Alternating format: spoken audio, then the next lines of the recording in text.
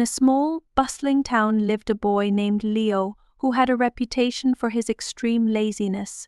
His room was constantly messy, his homework was always late, and he rarely finished anything he started. His friends would invite him to join them for activities, but Leo would shrug and say, "Maybe later, or I'll start tomorrow." His parents, teachers, and friends were all concerned, but nothing seemed to shake him out of his lazy habits. One night, as Leo lay in bed scrolling through his phone instead of preparing for an important school project, he heard a peculiar noise. It was a low, rumbling sound coming from his closet. Leo's heart began to race. Is it a mouse?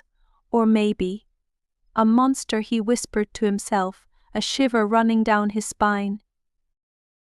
Summoning all his courage, he crept to the closet, slowly opened the door, and peered inside.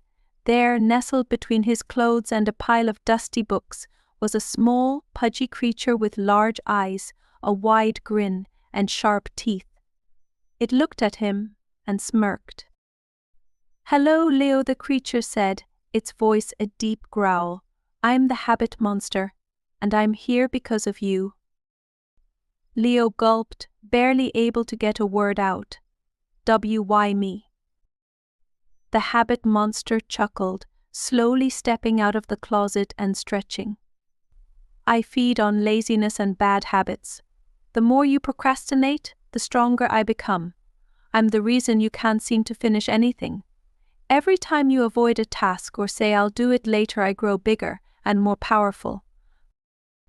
As if to demonstrate, the monster gave a small, rumbling belch, and Leo noticed that it seemed to swell a little bigger. Leo's eyes widened in horror. "No way, you're saying. Every time I skip something or leave it unfinished, you get stronger?" Leo asked. The habit monster nodded, its eyes gleaming with delight. "Exactly. And soon I'll be big enough to take over your entire life. You'll never accomplish anything." Leo stared at the monster, feeling a strange mix of fear and determination welling up inside him. He thought about his messy room, his incomplete homework, and all the times he had let his laziness take over. Then he made a decision.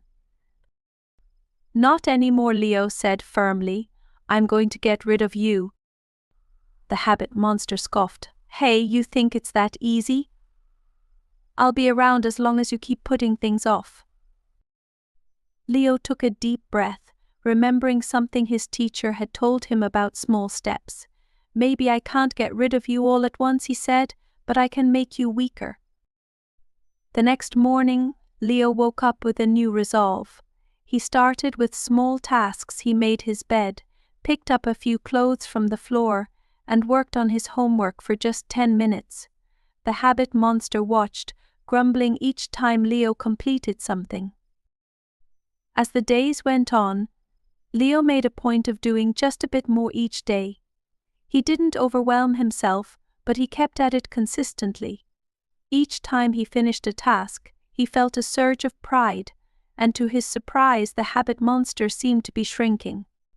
Its voice grew weaker, its smug smile faded, and its once large eyes became smaller and duller.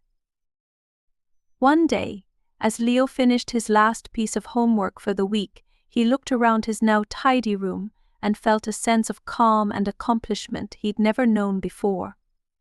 The habit monster sat in the corner, looking smaller than ever. "Stop it," whimpered.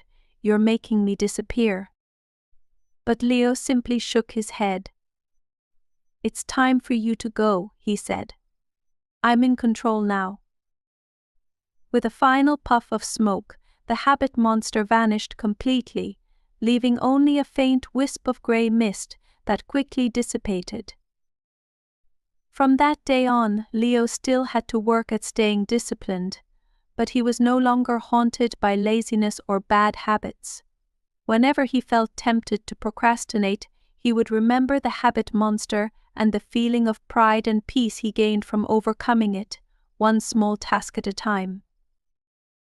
Leo had defeated his habit monster, and his life was better for it, and now, whenever someone asked him how he had changed, he would simply smile and say, "I faced my habit monster and I won."